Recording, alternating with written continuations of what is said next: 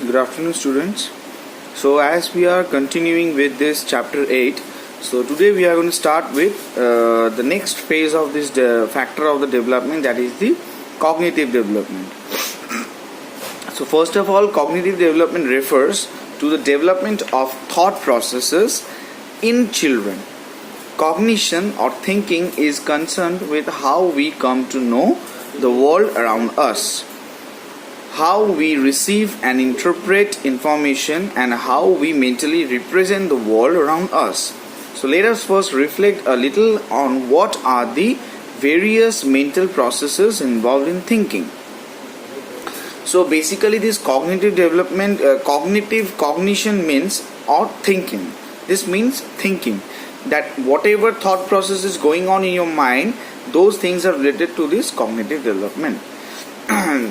So number one, it is said that we discriminate between tastes, colors, shapes, living and non-living things, edible and non-edible things, and one can keep adding to its list. So you can add this into your list the several factors with which you can discriminate with another. So there are some examples given in here. So in between which you discriminate. So taste, suppose there is a sweet, sour or salty, the taste which differs from one another.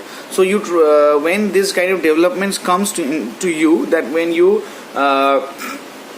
properly discriminate these things, a salty taste or a sour or a salty or sour, whatever taste you have got, sweet, so you when you will be discriminating these tastes, or you will distinguish, able to distinguish the taste, so then it means that your cognitive development has been improving more. So now second one is we associate. So what is this association? We associate certain emotions with certain experiences, certain people with a certain type of behaviors, certain weather with a particular month, and certain belongings with certain people. So we associate. Previously, number one, we read that we discriminate. We try to find the difference between one and another, and now we are able to associate. That means we find association or the similarity between one and the other thing. So this is what is the second one. Now most of our actions are performed with an intention, with a purpose. We know that our actions will have an effect. In other words, we understand cause-effect relationship. So the actions that we take, or suppose I have done any actions, so now after the cause that is happening, so there must be some effect or there must be some result. If I am working hard for my examination, if I am properly giving time for study, then I will be getting good marks. That would be the effect. And if I don't study and expecting some good marks is going to come, then it's wrong. So the effect will also be bad. So these changes or these realizations comes to our mind, and when we understand this, the cognitive development starts to improve. So when you change your route to reach your school because there is some obstructions in the route you normally take, or when we think of suppose an alternative route, so this is what is the this one, the change that occurs. Okay,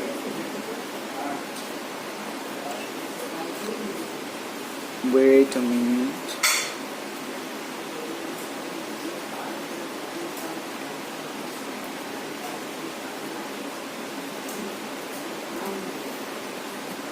Yeah, so when we change our route from one, that is when we used to go to one direction, and then suppose something has happened to that, or the road is obstructed, then we take a second route to reach our destination.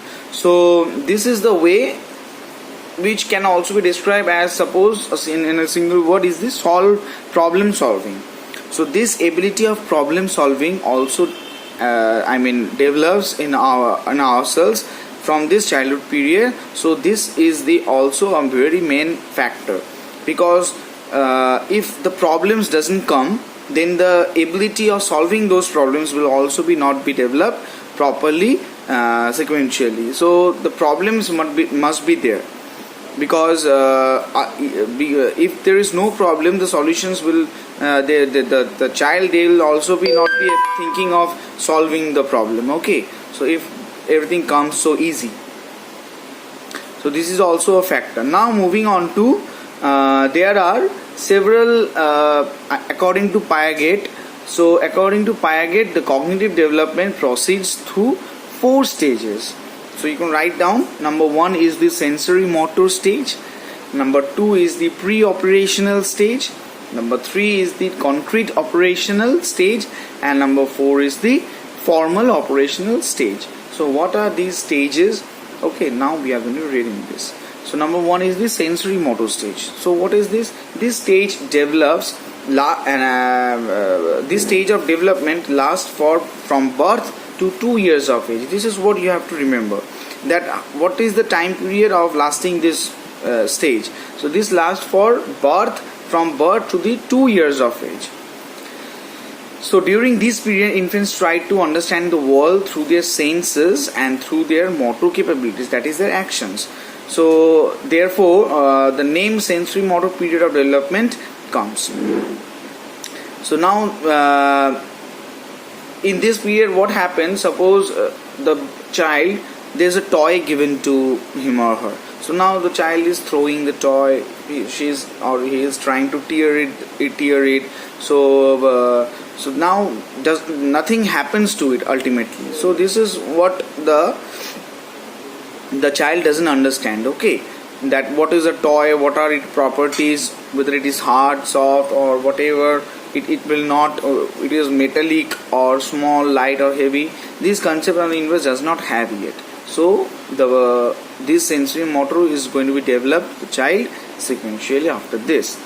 So now the child has many reflexes, including the suckling reflex. By 2 months of age, infants begins to show interest in things around them. By 3 months, they begin to understand what the actions of others indicate. For example, a child understands that the mother will feed him or her by specific gestures and actions the mother makes at the time of feeding. So these are also the different examples which the child develops, that his or her mother will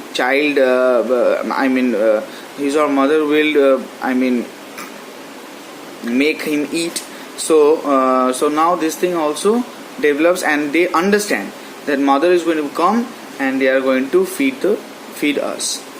Okay, so this also shows that the infant remembers. Between 4 to 8 months of age, the infant begins to understand that his or her actions can have an impact. For example, when she or he kicks his or her legs in the air, the ball moves. When he or she drops an object, it makes a noise. So these are the things which they able to understand between this 4 to 8 months of the age. Now between 8 to 12 months of age, between this happens all between this sensory motor period, okay, stage. So this is the beginning of understanding cause-effect relationships. Between 8 to 12 months of age, the infant begins to intentionally carry out actions. This means that she or he understands which actions will have what effect and will be appropriate in a given situation. So in this period of 8 to 12 months, the child she understands that the actions are going to take the actions which are being taken. Some reactions also are being made with the help of this action. So what is going to happen with this? They are going to understand these situations. Okay, so this is all the sensory motor stage, and under this the 8 to 12 month. Now let's see what is the next age group under the sensory motor stage they learns. After this 8 to 12 month of age, now comes the age group of the child reach this age of this 12 to 18 month of age. So what happens, the infant tries out different ways of doing things. She changes her actions to produce different results. A common example is that if an infant repeatedly throwing her toy to see how far it goes, or to see the difference between difference in noise when she throws it from heights. So the child, now as the age is increasing, the child is trying to know the things in different ways by doing different kinds of actions. Okay, so now comes the age group of this. The last age period of the sensory motor stage is the 18 to 24 months. So between this 18 to 24 month of age, an important development takes place. The infant begins to represent events, objects and people mentally. This means she is able to form an idea in her mind, a picture. This is called mental representation. That is the child tries to remember, or suppose there's a try to save the data in his or her mind. Suppose that they have seen someone, some relatives or any other person rather than their parents, so they'll try to remember the face. After that, when again the child will see them, so that they can understand that who they are. They tries this thing. Okay, so they also try to represent themselves to the others, that this is how I am, this is how I talk. They tries to do these things. Okay, so this is what we call as the mental representation.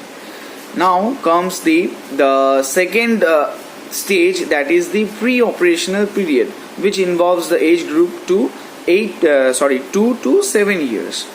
So the significant difference between the stage and the earlier one is that during this period the child begins to develop concepts. He or she develops preliminary concepts of shape, size, time, distance, speed, number, colors, weights, living, non-living, length, temperature, all the other things. So they try to see their environment, they try to observe the things, and also they try to find the result from what they are seeing or what they are doing. So in this, a 3-year-old child, under this pre-operational period, a 3-year-old child begins to first forming an idea of long and short in relation to two objects. Suppose there are two objects between the child, in front of the child. So he or she will try to understand which one is the bigger, which one is the small, which food has been given me bigger and which has given me small. So these are the different things which the child will try to learn. And around 4 years of age, she is able to understand longest, shortest when given 3 objects. So when from moving to 2, when 3 objects are given to them, they'll know that which is the longest one, which is the shortest one, or which is the bigger one, which is the smaller one. They'll make this difference. They'll be able to make this difference. Okay. So however, even a 6-year-old is likely to arrange them in increasing order of height. This is because he or she cannot consider many objects simultaneously and think of relative size. This ability will develop in middle childhood years. So if the 6 years old child, he or she is also gets confused if 5 or 6 many objects are kept to him and has been told him or her to arrange those according to the smallest or the bigger or the shortest or longer objects. So as the year pass by, the child will develop this skill of discriminating this thing. This ability will develop in the middle childhood years. So similarly, with the respect of the concepts of the number, the child does not at once develop a concept of 1, 2, 3. So instantly the child will not learn the whole 1, 2, 3, 4 and from these digits or numbers. So a 3-year-old child may be able to recite number names till 10, but ask him or her to pick up 6 stones from a pile, and there are likely to be mistakes. So the child is developing a concept of number, first develops a concept of more and less, one and many, none and more or one, more than one, less than one, equal to, and then gradually learns to count 3, 4, 5, 6 and so on objects. So these are the some preliminary stages of development which appears to the child. So the characteristics of the preschoolers thinking is best understood when we understand what is meant by the term pre-operational. So the word operation has a specific meaning in cognitive development. The term refers to the mental acts in which objects are changed or transformed and can then be returned to their original states. Now let us understand these characteristics of the preschooler age children thinking. So what are the thinking characteristics of this preschooler children? Now number one is the conservation. As you can see, conservation. So conservation seriation, taking another person's perspective, animism, these are the several factors, so which I'll be giving a small description about. Now comes the first point, that is the conservations. These are the different characteristics of the preschoolers, preschool age children's thinking. So conservation, this term means being able to understand that the amount of a certain substance remains the same even if its shape is changed or if it is transferred from one container to another. So suppose I have there are many substance, liquid or many substance which when you pour from upward to downward direction, and when the bubbles comes in those solutions and the volume increases, for that moment again when the bubbles they burst off and then the liquid comes out and we can see that the amount is same, almost the same. So this is what the conservation. Now moving on to a child, for example a 4-year-old child who helps his or her father in the daily business of making the lime soda to earn a living is not likely to get confused that the amount of soda increases when it is poured from the bottle into the glass, because this is her or his repeated experience. So when a child who is working with his father in a lime soda shop, so he knows that when this lime soda is poured from a bottle to a glass, so the volume increases. Okay, so this is a very normal thing to observe by the child, because she is working with her father in the this lime soda shop. But for a normal child it is not so easy and the conception is not clear. So as the child this thing is likely to get confused. The 4-year-old child from another place or from another suppose a parents their parents, so it is not easy for them, and it is likely to be get confused that why the volume increases, why the soda volume increases, and what happens. So it is not likely to get confused that this thing happens by the experienced child. But as the child approaches 6 to 7 years of age, she or he is able to conserve. Now when the same child is able to goes to the age group of 6 to 7 years of age, now the concept is clear to them. Those who are not working in the lime soda shop, is clear to them that the volume of the water increases. So he or she is able to conserve now. So we shall see what happens to this in our next series. So number 2 is the seriation. So this term means performing the task of placing things in a serial order. A common example would be arranging 5 pencils of different sizes in the order of the longest to shortest, or vice versa. The preschool age child may place up to 3 pencils in the correct order, that is seriate them. to be doubtful with the fourth one and fail with the fifth pencil. So they can differentiate between these 2 to 3 pencils. They can differentiate. Now to place in order for the 5 or 6 pencils, it becomes difficult for this age group of the child. So as the child will develop, then they can distinguish this up to many objects. So now number 3 is the taking another person's perspective. So at this stage, the child enters on one aspect of the situation and cannot understand or visualize things from another person's perspective. So if you hide a ball at a place where it is not visible to the child, but it is visible to another person standing at a different location in the room, the child is not able to make out that the other person is able to see the ball. The preschool assumes that others see a situation as she or he does, and this quality of the child's thought has been called as the egocentrism. So once again, this is a general response. Towards the end of the preschool age, the child may be able to see the situation from another person's perspective. So this is just a normal thing which happens to them, and after when they grow up at a definite period of age, they'll make this difference of this whole egocentrism. Okay. So now the fourth one is the animism. So what is this? Another interesting quality of thinking at this age is that the children believe everything has life in it. So this is referred to as animism. So hence, when we tell them stories about trees and clouds that talk, they believe it to be true.